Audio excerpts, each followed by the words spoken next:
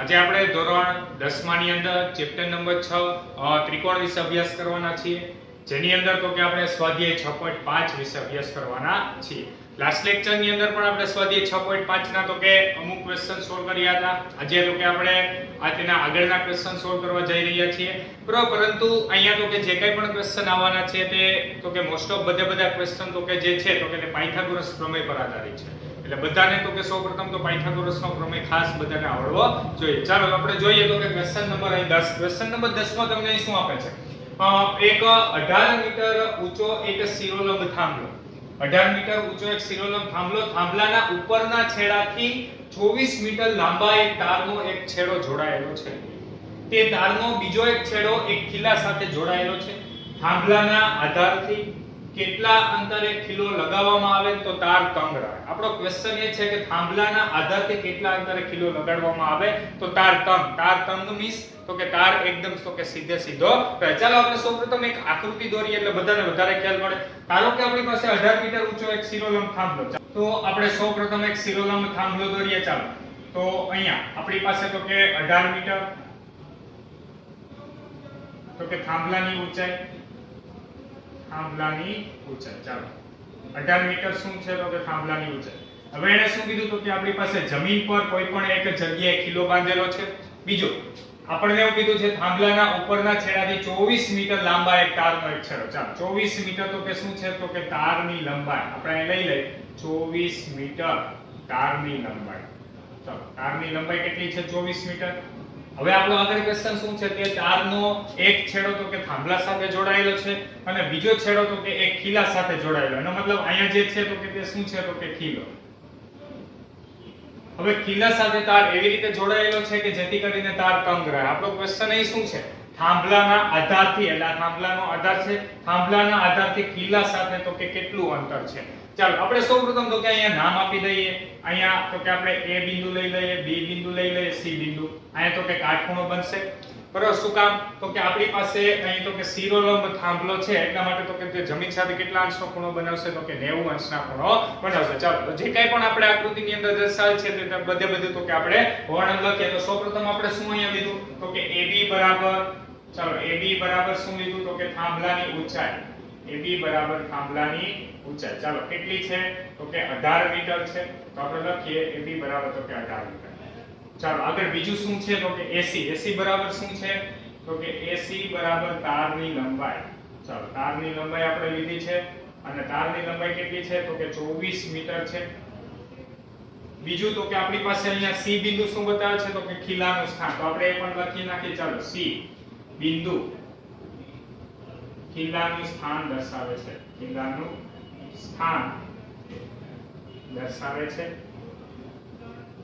અને આપણે જે મેળવવાનું છે તે શું છે તો કે BC અંતર. ચાલો આપણે શું મેળવવું છે? BC અંતર. BC અંતર શું છે તો કે થાંભલાના આધારથી ખીલાનું વચ્ચેનું અંતર. થાંભલાના આધારથી અથવા થાંભલાના આધાર અને ખીલા વચ્ચેનું અંતર. ચાલો ખીલા વચ્ચેનું અંતર. ચાલો અહીં સુધી પહેલા બધાને ખબર પડી. આપણે આકૃતિ દોરી, આકૃતિ પરથી તમામ વસ્તુ શું દર્શાવે છે તે બધું વર્ણન લઈ. ચાલો હવે તો કે અહીં તમે જોઈ શકો છો ત્રિકોણ ABC માં ખૂણો B શું છે? કાટખૂણો. તો આપણે લખીએ. ચાલો અહીં ત્રિકોણ ABC માં ખૂણો B બરાબર શું છે તો કે 90 અંશ. ચાલો ખૂણો B બરાબર 90 અંશ છે તો માટે પાયથાગોરસ પ્રમેય મુજબ શું લખી શકીએ? બોલો જી બધા. પાયથાગોરસ પ્રમેય મુજબ. યાદ છે કે બધા ભૂલી ગયા? શું હતો પ્રમેય? પાયથાગોરસનો પ્રમેય શું હતો તો કે કર્ણનો વર્ગ બાકીની બંને બાજુના વર્ગના સરવાળા જેટલો. ચાલો તો આપણે પાયથાગોરસનો પ્રમેય લખીએ. તો આ આકૃતિ માટે શું બનશે? કર્ણ તો કે AC. ચાલો AC નો વર્ગ AB નો વર્ગ એને પ્લસ શું આવશે? BC નો વર્ગ. ચાલો બધી વેલ્યુ મૂકીએ. તો સૌપ્રથમ AC બરાબર કેટલા છે તો કે 24. ચાલો 24 નો વર્ગ AB કેટલા છે તો કે 18 નો વર્ગ એને પ્લસ તો કે BC નો વર્ગ. ચાલો 24 નો વર્ગ કેટલો થાય તો કે 576. તો આપણે લખીએ. ચાલો 24 નો વર્ગ 576, 18 નો વર્ગ તો કે 324 એને પ્લસ શું આવશે તો કે BC સ્ક્વેર. ચાલો હવે તો કે BC સ્ક્વેર ને આપણે કરતા બનાવીએ તો 324 ક્યાં જવા દઈએ, સામેની સાઈડ જવા દઈએ, તો ફાઇનલી આપણને શું મળ્યું તો કે BC સ્ક્વેર = 576 માઈનસ 324. ચાલો અહીંયા સુધી પહેલા બધાને સમજાણો. હવે 576 માંથી 324 બાદ કરી નાખીએ તો માટે BC સ્ક્વેર = ચાલો બધા ખાસ ધ્યાન આપજો. 6 માંથી 4 જશે તો કેટલા આવશે તો કે 2. ત્યારબાદ 7 માંથી 2 ગયા તો કેટલા આવ્યા 5 અને 5 માંથી 3 એટલે કેટલા મળ્યા 252.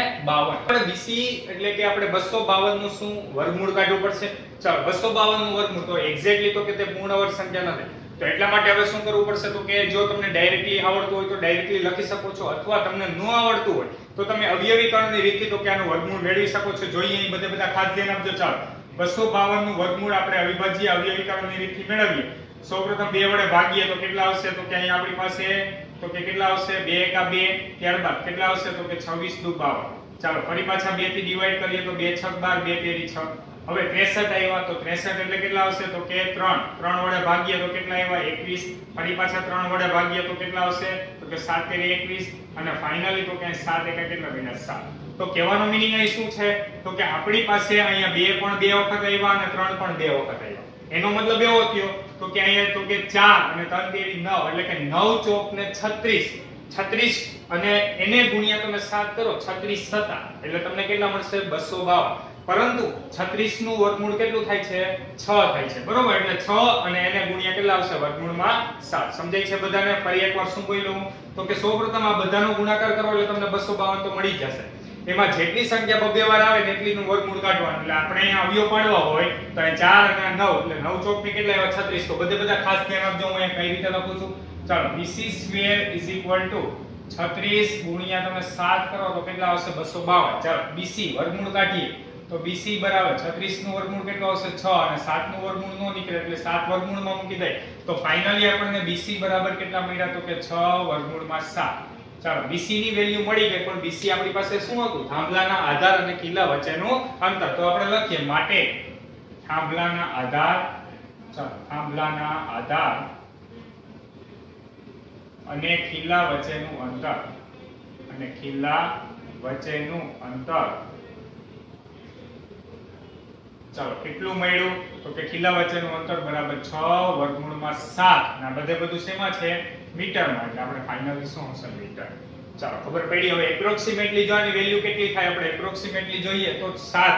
તો 7 નું વર્ગમૂળ કેટલું થશે તો કે 7 નું વર્ગમૂળ એટલે કે આપણી પાસે 2 નો વર્ગ 4 3 નો વર્ગ 9. કહેવાનો મીનિંગ 2 ની 3 ની વચ્ચે કઈક આની વેલ્યુ હશે એટલે 2 પોઈન્ટ સમથિંગ કઈક આન્સર આવતો હશે. એટલે કે 6 દુ 12 12 થી થોડોક તો કે આનો આન્સર કેવો હશે મોટો હશે. તમે અંદાજે તો કે કેલ્સી ની અંદર પણ એપ્રોક્સિમેટલી વેલ્યુ લઈને તો કે તમે અહીંયા તો કે વેલ્યુ મેળવી શકો, પરંતુ આપણે અહીંયા સુધી જ રાખવાનું છે. ચાલો ખબર પડી બધાને? તો ફરી એક વખત જોઈએ આખા ક્વેશ્ચન. તો કે સાવ એટલે સાવ સહેલો છે. માત્ર તો કે એક ત્રિકોણ બન્યો એટલે પાયથાગોરસનો પ્રમેય. બસ આ પાયથાગોરસનો પ્રમેય તમને આવડતો હશે એટલે આ ક્વેશ્ચનમાં કાંઈ પણ અઘરું લાગશે નહીં. ચાલો તો સૌપ્રથમ બધા ક્વેશ્ચન નંબર 10 લખી નાખો, ત્યારબાદ આપણે આગળના ક્વેશ્ચન જોઈએ. ચાલો હવે આપણે જોઈએ તો કે ક્વેશ્ચન નંબર 11. તો ક્વેશ્ચન નંબર 11 માં અહીં તમને શું આપેલ છે એક વિમાન મથકની ઉત્તર દિશામાં 1000 કિલોમીટર પ્રતિ કલાકની ઝડપે ઉડે છે. એ જ સમયે બીજું એક વિમાન છે કે જે તો કે પશ્ચિમ દિશામાં 1200 કિલોમીટર પ્રતિ કલાકની ઝડપથી ઉડે છે. તો 1.1/2 એટલે કે 1.5 કલાક પછી આ વિમાનો એકબીજાથી કેટલા દૂર હશે? પ્રશ્ન બધાને સમજાણો. શું કીધું છે આપણી પાસે એક વિમાન મથક છે, ત્યાંથી તો કે ઉત્તર દિશાની અંદર અને એક તો કે પશ્ચિમ દિશામાં તો કે બે વિમાન તો કે અલગ અલગ ઝડપે ઉડી રહ્યા છે. 1.5 કલાક પછી આ વિમાનો એકબીજાથી કેટલા દૂર હશે? સૌપ્રથમ આપણે આ આકૃતિ દોરીએ એટલે તમને બધાને વધારે ખ્યાલ પડે. ચાલો બધા ખાસ ધ્યાન આપજો. ધારો કે આપણી પાસે તો કે અહીંયા હું એક વિમાન મથક લઈ લઉં છું. ચાલો હવે આપણી પાસે ઉત્તર દિશામાં જે વિમાન જાય છે તે 1000 કિલોમીટર પ્રતિ કલાકની ઝડપે જાય છે. તો આપણે એક કામ કરી લઈએ. ધારો કે તો કે ઉત્તર દિશાની અંદર જે વિમાન જાય છે તે તો કે 1.5 કલાક પછી ધારો કે તે અહીંયા પહોંચ્યું છે, બરાબર. હવે ધારો કે આપણી પાસે પશ્ચિમ દિશાની અંદર જે વિમાન જાય છે તે 1.5 કલાક પછી ધારો કે આ બિંદુ પાસે પહોંચ્યું હોય, બરાબર. તો હવે આ બંને વિમાનો એકબીજાથી કેટલા દૂર હશે તે મેળવવા માટે આપણે તો કે આ બાજુની લંબાઈ મેળવવી પડે. તો ચાલો આપણે અહીં તો કે આપણે કરી નાખીએ તો કે અહીંયા આ બંને બિંદુને જોડી લઈએ. તો બધા ખાસ ધ્યાન આપજો. અહીંયા તો કે એ શું છે તો કે એ બિંદુ અત્યારે અહીં વિમાન મથક દર્શાવે છે. શું દર્શાવે છે તો કે વિમાન મથક. ચાલો હવે તો કે અહીંયા તો કે એક બી બિંદુ લઈ લઈએ અને અહીંયા તો કે સી બિંદુ લઈ લઈએ. બરોબર. તો કે અહીંયા બધી દિશા એકબીજા સાથે કેટલા અંશનો ખૂણો બનાવે તો કે 90 અંશનો ખૂણો બનાવે. ચાલો તો હવે બધું વર્ણન આપણે લખીએ. તો અહીં બિંદુ એ વિમાન મથક છે. ચાલો વિમાન મથક છે. હવે બી બિંદુ શું દર્શાવે છે તો કે બિંદુ બી એ તો કે આપણી પાસે 1000 કિલોમીટર પ્રતિ કલાકની ઝડપથી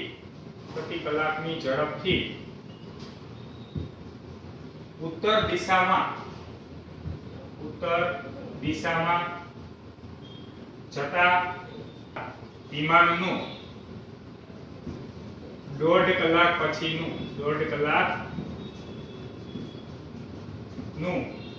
સ્થાન દર્શાવે છે. સમજાણું બધાને કે નહીં? ફરી એકવાર બિંદુ બી શું દર્શાવે છે તો કે ઉત્તર દિશામાં જે વિમાન જાય છે એ 1.5 કલાક પછી ક્યાં પહોંચ્યું છે તે બિંદુ તો કે દર્શાવે છે. એવી જ રીતે સી બિંદુ શું દર્શાવે છે? વિમાન મથકથી પશ્ચિમ દિશામાં 1.5 કલાક પછી જે વિમાન જાય છે પરંતુ કેટલી ઝડપથી જાય છે તો કે 1200 કિલોમીટર પ્રતિ કલાકની ઝડપે જાય છે. ચાલો તો આપણે લખીએ તો કે બિંદુ સી એ 1200 કિલોમીટર પ્રતિ કલાક ની ઝડપથી પશ્ચિમ દિશામાં જતા વિમાનનું 1.5 કલાક પછીનું સ્થાન દર્શાવે છે. 1.5 કલાકનું સ્થાન દર્શાવે છે. ચાલો અહીંયા સુધી કોઈને કઈ ક્વેશ્ચન? બધાને પહેલા આટલું સમજાણો. સૌપ્રથમ આકૃતિની અંદર દરેક વસ્તુ શું છે તે બધાને ખબર પડવી જોઈએ. રકમ ઉપરથી તો કે આકૃતિ દોરતા આવડવી જોઈએ. ચાલો હવે આકૃતિ દોરાઈ ગઈ એટલે તમને હવે અડધું તો કે એમનો તો કે સમજાઈ ગયું હશે કે આપણી પાસે એક વિમાન અહીંયા પહોંચ્યું છે, એક વિમાન અહીંયા પહોંચ્યું. હવે મેઈન વાત રહી તો કે આપણે મેળવવું છે બી અને સી બિંદુ વચ્ચેનું અંતર, બંને વિમાનો વચ્ચેનું અંતર. ચાલો આપણે લખીએ તો BC બરાબર શું લખી શકીએ તો કે આપણી પાસે બંને વિમાનો વચ્ચેનું અંતર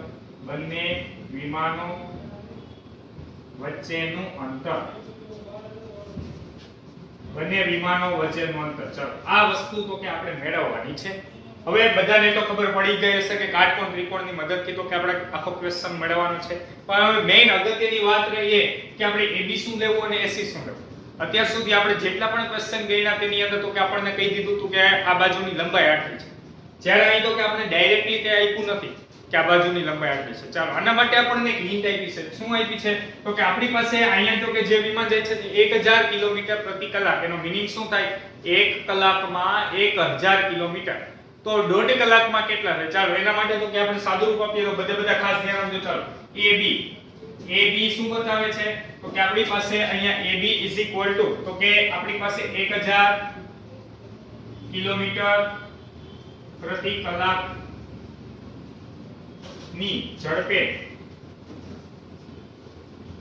જતા વિમાને 1.5 કલાકમાં કાપેલ અંતર. શું બતાવે છે? કાપેલ અંતર. બરાબર કે આપણી પાસે આ 1000 કિલોમીટર પ્રતિ કલાકની ઝડપે જે વિમાન જાય છે એ 1.5 કલાકમાં કેટલું અંતર કાપ્યું એ AB ની લંબાઈ દર્શાવે છે. ચાલો તો AB અંતર કેટલું મળશે જોજો બધા ખાસ. તો કે ઝડપ બરાબર આપણી પાસે અંતરના છેદમાં સમય ફોર્મ્યુલા છે. તો અંતર બરાબર આપણી પાસે શું થાય તો કે ઝડપ એને ગુણ્યા સમય. એટલે આપણી પાસે ઝડપ કેટલી છે 1000 એને ગુણ્યા સમય કેટલો છે 1 કલાક. એટલે કે 1 કલાકને આપણી પાસે 1/2 એટલે ટોટલ કેટલો મળશે 1.5 કલાક. એટલે કે 2 × 2 ને 3/2. તો ફાઇનલી આપણે શું લખી શકીએ 3/2. ચાલો અહીંયા તો કે આપણે છેદ ઉડાડશી એટલે 1000 × 3 એટલે 3000/2 કરશો એટલે કેટલા આવશે 1500. તો ફાઇનલી આપણને ચાલો આ મળી ગયું. કેટલું મળ્યું 1500 કિલોમીટર. એટલે કહેવાનો મીનિંગ શું છે અહીંયા તો કે આપણી પાસે જે AB અંતર મળ્યું કે કેટલું મળ્યું તો કે 1500 કિલોમીટર. ચાલો અહીંયા સુધી પહેલા બધાને સમજાણું. બસ હવે એવી જ રીતે આપણે AC મેળવી લઈએ તો AC આપણે શું લખી શકીએ તો કે પશ્ચિમ દિશામાં જે વિમાન જાય છે એટલે કે 1200 કિલોમીટર પ્રતિ કલાકની ઝડપે જે વિમાન જાય છે 1200 કિલોમીટર પ્રતિ કલાક ની ઝડપે જતા વિમાને દોઢ કલાકમાં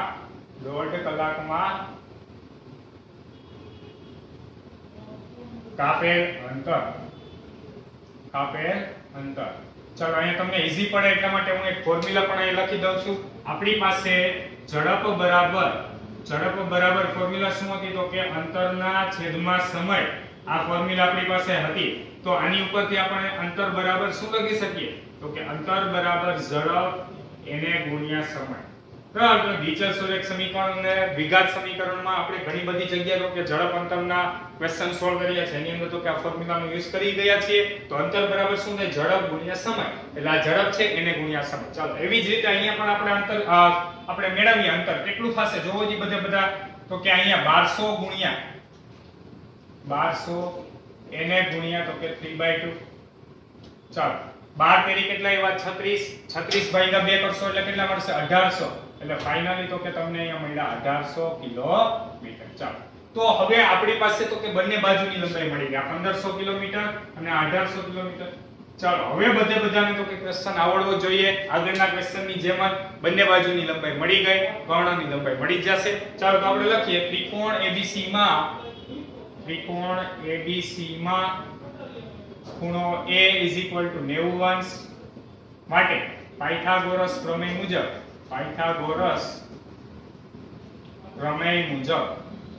ચાલો પાયથાગોરસના પ્રમેય મુજબ આપણે શું લખી શકીએ તો કે અહીંયા BC² કારણ કર્ણ કયો છે કાટખૂણાની સામેની બાજુ કર્ણ કયો છે BC. ચાલો BC² શું લખી શકીએ તો કે AB² NA AC².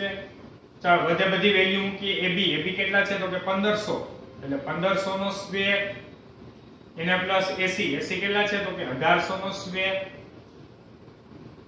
ચાલો 15 નો વર્ગ કેટલો થાય 15 નો વર્ગ કેટલો થાય 225 એટલે 225 અને 2 0 ના કેટલા આવશે તો કે 4 0.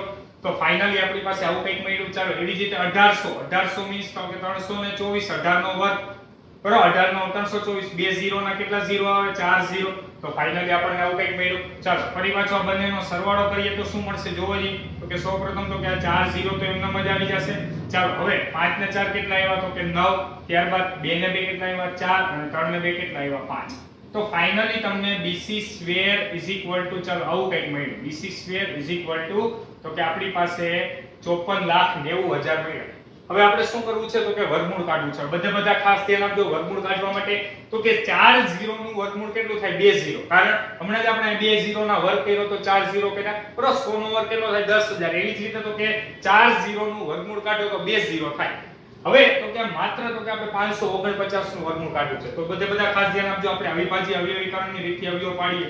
ચાલો 549 નું વર્ગમૂળ એટલે કે સૌપ્રથમ આપણે અહીંયા 9 છે એટલે 3 થી ડાયરેક્ટલી ડિવાઈડ કરીએ. ચાલો તો સૌપ્રથમ 3 1 3 2 વધ્યા 3 8 24 3 તેરી 9. ચાલો ફરી પાછા તો કે 8 ને 9 ને 3 12 ફરી પાછા 3 થી ડિવાઈડ થશે તો ફરી પાછા 3 થી ડિવાઈડ કરીએ તો 3 6 18 3 1 3. ચાલો 61. હવે તો કે 61 આપણી પાસે કેવી સંખ્યા આવી ગઈ તો કે અવિભાજ્ય એટલે 61 ના અવયવ નહીં પડે તો આપણે એમ જ રાખીએ. ચાલો તો ફાઇનલી આપણી પાસે શું આવ્યું તો કે 3 તેરી ને 9. તો હવે આપણી પાસે તો કે અહીંયા 9 અને તો કે આપણી પાસે 61 એટલે ફાઇનલી જો આપણને BC બરાબર શું મળ્યું. આગળના ક્વેશ્ચનની જેમ જ બધા ખાસ ધ્યાન આપજો. હું અહીંયા 61 આપણે એક કામ કરીએ એક સ્ટેપ વધારે લખો તમને વધારે આઈડિયા. BC² = 61 ગુણ્યા 3 તેરી 9 એને ગુણ્યા તો કે આપણી પાસે આ 10000. શું કર્યું આપણે 549 ને એટલે કે 61 ગુણ્યા 9 અને 4 0 આપણે એમનો રાખ્યા છે. ચાલો હવે આપણે વર્ગમૂળ કાઢીએ તો BC = 9 નું વર્ગમૂળ કેટલું થાય 3 એટલે 9 નું વર્ગમૂળ 3. 4 0 નું વર્ગમૂળ કેટલું થાય 2 0 એટલે 2 0 લખ્યા અને 61 નું વર્ગમૂળ નો નીકળે એટલે આપણે એને વર્ગમૂળમાં એમનેમ રાખી દઈએ. તો ફાઇનલી તમને BC = આ પ્રમાણે કંઈક ચાલો મળે. BC = તો કે 300 વર્ગમૂળમાં 61. હવે આ કહેવા શું માંગે છે તો કે BC એટલે કે બંને વિમાનો વચ્ચેનું અંતર કેટલું હશે 300 વર્ગમૂળમાં 61. હવે આપણે અંદાજે જોઈએ તો 7 નો વર્ગ 49 8 નો વર્ગ 64 એટલે કે 7 પોઈન્ટ સમથિંગ હશે. 7 પોઈન્ટ સમથિંગ એટલે કે 2100 મીટર કરતા આનું કંઈક અંતર વધારે હશે. તમે એક્ઝેક્ટલી તો કે કેલ્ક્યુલેટર ની અંદર તો કે મેળવી શકો છો, પરંતુ અત્યારે આપણે તો કે આંસર રાખવાનો છે. ચાલો તો આપણે લખીએ માટે બંને વિમાનો વચ્ચેનું અંતર, બંને વિમાનો વચ્ચેનું અંતર કેટલું મળ્યું તો કે 300 વર્ગમૂળમાં 61. અંતર ખાસ લખવાનો છે, અંતર અહીંયા શું છે કિલોમીટર. તો બંને વિમાનો વચ્ચેનું અંતર શું છે 300 વર્ગમૂળમાં 61 કિલોમીટર. ચાલો ફરી એકવાર આખો ક્વેશ્ચન જોઈએ. બધા ખાસ ધ્યાન આપજો. ક્વેશ્ચન તો કે તમને લખવામાં ખૂબ જ લેન્ધી લાગશે બરાબર, પરંતુ મેઈન અગત્યનું જેટલું કામ છે એટલું આટલું જ છે.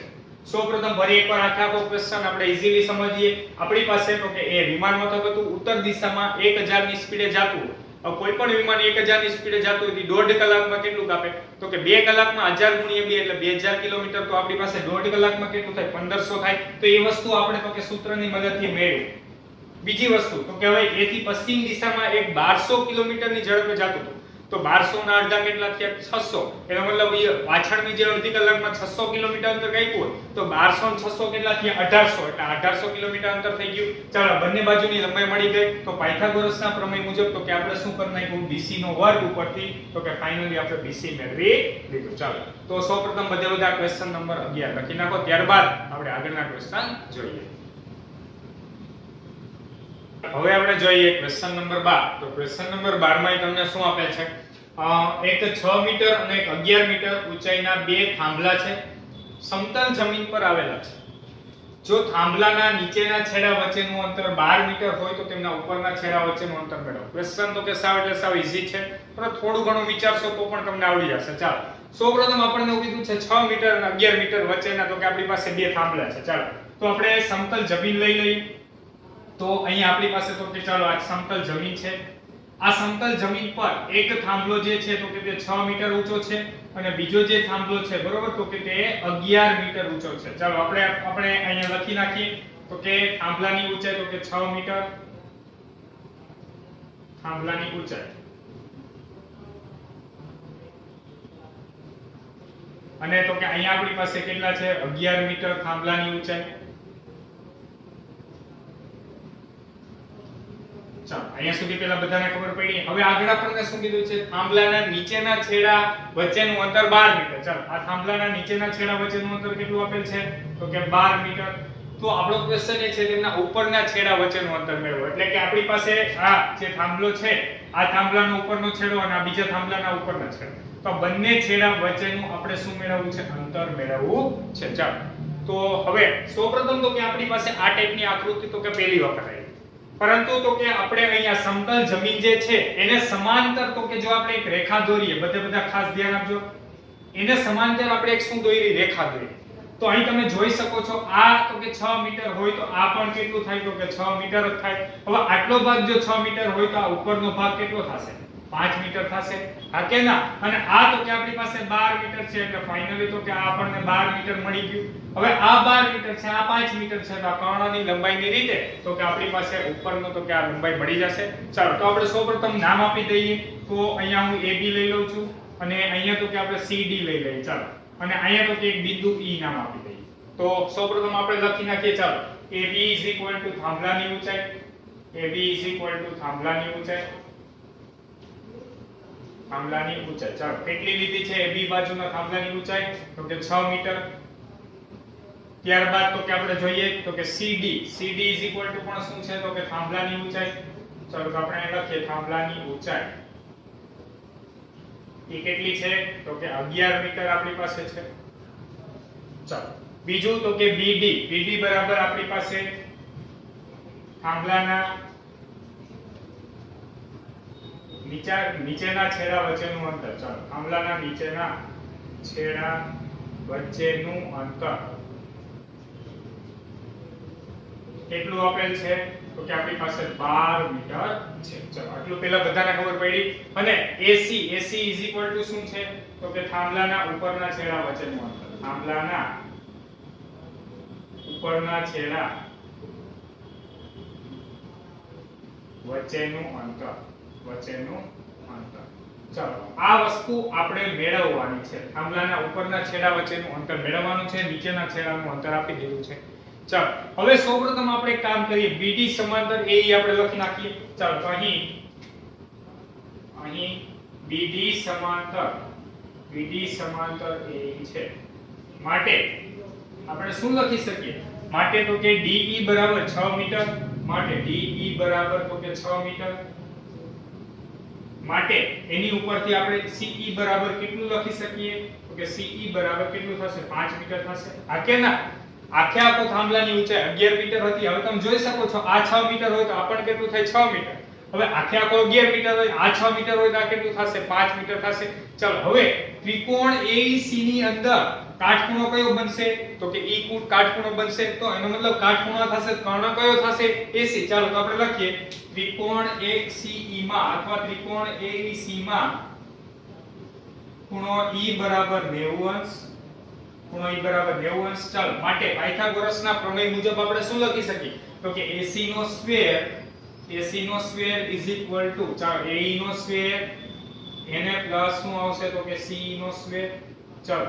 AC કેટલા આપેલા છે તો કે તો આપણે મેળવવાનું છે ચાલો AC મેળવવાનું છે AE કેટલા આપેલા છે તો કે અહીંયા 12 મીટર છે તો આપણે લખી ચાલો 12 નો વર્ગ અને એને પ્લસ CE કેટલું છે તો કે આપણી પાસે અહીંયા તો કે 5 નો સ્ક્વેર ચાલો અહીંયા પણ તમે એક લખી શકો છો એક વર્ણની આપણે લખવાનું રહી ગયું છે બરાબર આ લખ્યું એવી જ રીતે તો કે આપણે લખીએ તે જ રીતે BD ને સમાંતર AE ચાલો BD ને સમાંતર શું થશે AE માટે AE નું માપ કેટલું થશે 12 મીટર સમજાય છે બધાને કેમ કે આ 12 મીટર હોય તો આપણને કેટલું થાય 12 મીટર થશે બરાબર હકીકતમાં જોઈએ તો લંબચોરસ બને ચાલો 12 નો વર્ગ 5 નો વર્ગ તો ફાઇનલી આપણે લખીએ તો અહીંયા AC નો વર્ગ બરાબર કેટલા મળશે જોવો જી બધા 12 નો વર્ગ તો કે 144 5 નો વર્ગ કેટલો આવશે 25 તો ફાઇનલી આપણી પાસે AC નો સ્ક્વેર બરાબર કેટલા મળ્યા 169 અને 169 નું વર્ગમૂળ કેટલું થાય 13 ચાલો AC બરાબર આપણને શું મળ્યું 13 તો ફાઇનલી આપણે લખીએ માટે થાંભલાના ઉપરના છેડા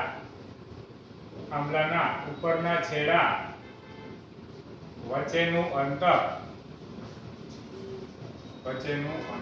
ચાલો કેટલું મળ્યું તો કે આપણી પાસે મળ્યું 13 મીટર બરાબર હકીકતમાં તો કે આપણી પાસે આ 12 છે આ 5 છે એટલે તો કે આપણને કેટલું મળશે 13 મીટર અંતર મળશે ચાલો આવડે છે બધાને ક્વેશ્ચન તો કે સાવ ઈઝી હતો ત્યારબાદ જોઈએ આપણે ક્વેશ્ચન નંબર 17 તો ક્વેશ્ચન નંબર જે 17 તમને અહીં આપે છે તો કે તે MCQ છે બરાબર આપણને AB બરાબર 6√3 AC બરાબર 12 સેમી અને BC બરાબર 6 સેમી તો ખૂણો B બરાબર કેટલા એટલે કે આપણે કાટખૂણો તો કે છે કે લઘુકોણ છે કે ગુરુકોણ છે એના વિશેની તો કે આપણે ચર્ચા કરવાની છે એટલે કે ખૂણો B છે કેટલા અંશનો ખૂણો બને છે ચાલો તો હવે સૌપ્રથમ તો કે આપણે એક કામ કરીએ તો કે અહીં AB બરાબર 6√3 આપણે સૌપ્રથમ બધી બાજુનો વર્ગ કરી નાખીએ આપણે તો કે જ્યારે તો કે થિયરી ભણાવી ત્યારે મેં કીધું હતું કે આપણી પાસે આ ખૂણાનું માપ કેટલા અંશ હશે એના માટે સૌપ્રથમ આપણે શું કરી નાખીએ બધી બાજુનો વર્ગ કરીએ ચાલો તો બધા ખાસ ધ્યાન આપજો ચાલો AB નો વર્ગ આપણે કરીએ એટલે કે 6 વર્ગમૂળમાં 3 નો વર્ગ ચાલો આનો વર્ગ કેવી રીતે કરવો તો કે સૌપ્રથમ તો કે 6 નો વર્ગ કેટલો થાય 36 અને √3 નો વર્ગ કેટલો થાય 3 ચાલો 36 કેરી એટલે 6 તેરી 18 વધી આવી 1 3 તેરી 9 ને કેટલા આવ્યો 10 એટલે કે 6 વર્ગમૂળમાં 3 નો વર્ગ કેટલો આવ્યો 108 ચાલો AC નો વર્ગ કરીએ તો કેટલા આવશે તો કે 12 નો વર્ગ કેટલો થાય 144 ચાલો BC એટલે કેટલા છે તો કે અહીંયા તો કે 6 છે તો આપણે કરીએ 6 નો વર્ગ કેટલો આવ્યો 36 આની પરથી તમને ખબર પડશે કે કઈ બે બાજુ નાની છે તો અહીં તમે જોઈ શકો છો 36 છે આ 108 છે અને આ 144 તો એનો મતલબ BC અને AB બંને બાજુ તો કે AC બાજુ કરતા કેવી છે નાની તો મેં શું કીધું હતું તો કે બે નાની બાજુના વર્ગોનો શું કરવાનો તો કે સરવાળો ચાલો તો આપણે લખીએ હવે તો કે BC નો વર્ગ એને પ્લસ તો કે AB નો વર્ગ ચાલો BC નો વર્ગ પ્લસ AB નો વર્ગ કરીએ તો આ 36 પ્લસ કેટલા કરવા પડશે 108 ચાલો 36 અને 108 નો બંનેનો સરવાળો કરીએ 8 ને 6 14 વધી આવી 1 3 ને કેટલા આવ્યા 4 એટલે કેટલા આવ્યા ફાઇનલી 144 પરંતુ 144 તો શું છે AC નો વર્ગ તો આપણને મળ્યું શું માટે BC square plus AB square આપણને શું મળ્યું AC સ્ક્વેર જો આવું થાય તો એનો મીનિંગ શું થાય? ખૂણો B 90 અંશનો B = 90 અંશ. યાદ છે બધે બધાને? આપણે થિયરી લખાવી હતી કાટખૂણો ક્યારે હોય, લઘુકોણ ક્યારે હોય અને ગુરુકોણ ક્યારે હોય. બરાબર, બે બાજુનો વર્ગોનો સરવાળો કરતા જો કર્ણનો વર્ગ મોટો થાય તો ગુરુકોણ હોય, જો કર્ણનો વર્ગ નાનો થાય તો લઘુકોણ હોય, અને એક્ઝેક્ટલી તો કે બંને જો સમાન થઈ જાય તો એનો મતલબ એ શું થાય તો કે 90 અંશનો ખૂણો થાય. આપણે થિયરી લખાયેલી છે તો માટે આપણે કહી શકીએ કે ખૂણો B = 90 અંશ, અથવા તમને એવો ઓપ્શન આપ્યો હોય કે કાટખૂણો છે તો પણ તો કે તે સાચું પડે. ચાલો સમજાઈ ગયું બધાને? તો સૌપ્રથમ બધા ક્વેશ્ચન નંબર 12 અને ક્વેશ્ચન નંબર 17 લખી નાખો. તો આજના લેક્ચરની અંદર તો કે કરાવેલ સ્વાધ્યાય 6.5 ના ક્વેશ્ચન બધાય વ્યવસ્થિત સારી રીતે તો કે સમજીને બધા લખવાના છે. અહીંયા તમારું ચેપ્ટર નંબર 6 કમ્પ્લીટ થાય છે.